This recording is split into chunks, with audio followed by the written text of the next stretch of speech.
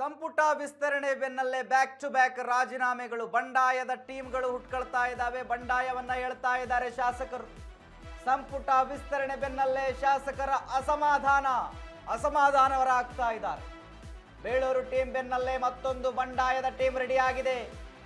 ಮತ್ತೊಂದು ಬಂಡಾಯದ ಟೀಮ್ ಇಂದು ಕೋಲಾರ ಚಿಕ್ಕಬಳ್ಳಾಪುರದಲ್ಲಿ ಏನು ಇದೆ ಬಂದ್ಗೆ ನಿರ್ಧಾರವನ್ನು ಮಾಡಲಾಗಿದೆ. ಚಿಕ್ಕಬಳ್ಳಾಪುರ ಮತ್ತು ಕೋಲಾರ ಅವಳಿ ಜಿಲ್ಲೆಗೆ ಸಚಿವ ಸ್ಥಾನ ಸಿಗದಿದ್ದಕ್ಕೆ ಭಾರಿ ಆಕ್ರೋಶ ಹೊರಹಾಕ್ತಾ ಇದೆ. ಭಾರಿ ಆಕ್ರೋಶ. ಕೋಲಾರದಲ್ಲಿ 6, ಚಿಕ್ಕಬಳ್ಳಾಪುರದಲ್ಲಿ 3 ಕೈ ಶಾಸಕರಿದ್ದಾರೆ. ಬಟ್ ಅವರು ಯಾರಿಗೂ ಕೂಡ ಸಿಕ್ಕಿಲ್ಲ. ಓರ್ವ ಪಕ್ಷೇತರ ಶಾಸಕರಿಂದ ಕಾಂಗ್ರೆಸ್ಗೆ ಬೆಂಬಲ ಸಿಕ್ಕಿತ್ತು. ಒಟ್ಟು 10 ಜನ ಇದ್ರು, ಒಬ್ಬರಿಗೂ ಕೂಡ ಸಚಿವ ಸ್ಥಾನ ಕೊಟ್ಟಿಲ್ಲ. ಸಿಟ್ಟಿಗೆದ್ದಿದ್ದಾರೆ ಅವರೆಲ್ಲ. ಇಂದು ಸಭೆ ಸೇರಲು ಕೋಲಾರ ಚಿಕ್ಕಬಳ್ಳಾಪುರ ಶಾಸಕರು ತೀರ್ಮಾನವನ್ನ ಮಾಡಿದ್ದಾರೆ. ಸಾಮೂಹಿಕ ರಾಜೀನಾಮೆ ಬಗ್ಗೆ ಸಭೆಯಲ್ಲಿ ತೀರ್ಮಾನ ಆಗುತ್ತೆ. ಸಂಪುಟ ವಿಸ್ತರಣೆ ಬೆನ್ನಲ್ಲೇ ಶಾಸಕರು ಅಸಮಾಧಾನ. ವೀಕ್ಷಕರೇ ನೋಡಿ, ಡಿಕೆ ಸರ್ಕಾರಕ್ಕೆ ದೊಡ್ಡ ತಲೆನೋವಿದು. ದೊಡ್ಡ ತಲೆನೋವು. ಇದನ್ನ ಹೇಗೆ ಹ್ಯಾಂಡಲ್ ಮಾಡ್ತಾರೆ ಡಿಕೆ ಅವರು, ಮುಖ್ಯಮಂತ್ರಿಗಳು?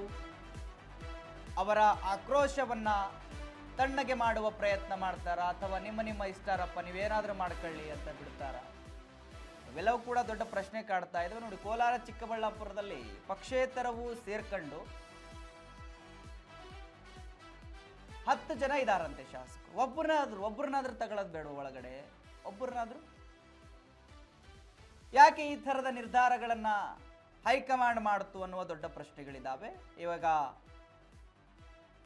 ಚಿಕ್ಕಬಳ್ಳಾಪುರ ಮತ್ತು ಕೋಲಾರ ಬಂದ್ಗೆ ನಿರ್ಧಾರವನ್ನು ಮಾಡಲಾಗಿದೆ. ಇವತ್ತು ಅವಳಿ ಜಿಲ್ಲೆಗಳಿಗೆ ಸ್ಥಾನ ಸಿಕ್ಕಿಲ್ಲ, ಸಚಿವ ಸ್ಥಾನ. ಆಕ್ರೋಶ ಹೊರಹಾಕ್ತಾ ಇದ್ದಾರೆ ಅವರು. ಟೋಟಲ್ ಆಗಿ 10 ಇದ್ದಾರೆ. ಕೋಲಾರದಲ್ಲಿ 6 ಶಾಸಕರು, ಚಿಕ್ಕಬಳ್ಳಾಪುರದಲ್ಲಿ 3 ಕೈ ಶಾಸಕರಿದ್ದಾರೆ, ಓರ್ವ ಪಕ್ಷೇತರ ಇದ್ದಾರೆ. ಯಾರಿಗೂ ಕೂಡ ಮಂತ್ರಿ ಭಾಗ್ಯ ಒಲಿದು ಬಂದಿಲ್ಲ. ಅದಕ್ಕೆ ಆಕ್ರೋಶ ವ್ಯಕ್ತವಾಗ್ತಾ ಇದೆ. ಬ್ಯಾಕ್ ಟು ಬ್ಯಾಕ್ ಬಂಡಾಯದ ತಂಡಗಳು ಹುಟ್ಕೊಳ್ತಾ ಇದ್ದಾವೆ. ಸೊ ಏನಾಗುತ್ತೆ? ಸಭೆ ಕರೀತಾರೆ. ಸಭೆ ಬಳಿಕ ಸಭೆಯಲ್ಲಿ ತೀರ್ಮಾನ ಆಗುತ್ತೆ. ನೋಡಬೇಕು, ಎಲ್ಲರೂ ಕೂಡ ಸಾಮೂಹಿಕವಾಗಿ ರಾಜೀನಾಮೆ ಕೊಡ್ತಾರಾ, ಅಥವಾ ಆ ರಾಜೀನಾಮೆಯನ್ನು ಕೊಡೋದನ್ನು ತಡೀತಾರಾ ಡಿ ಕೆ ಶಿವಕುಮಾರ್ ಅವರು? ಕಾದು ನೋಡಲೇಬೇಕು.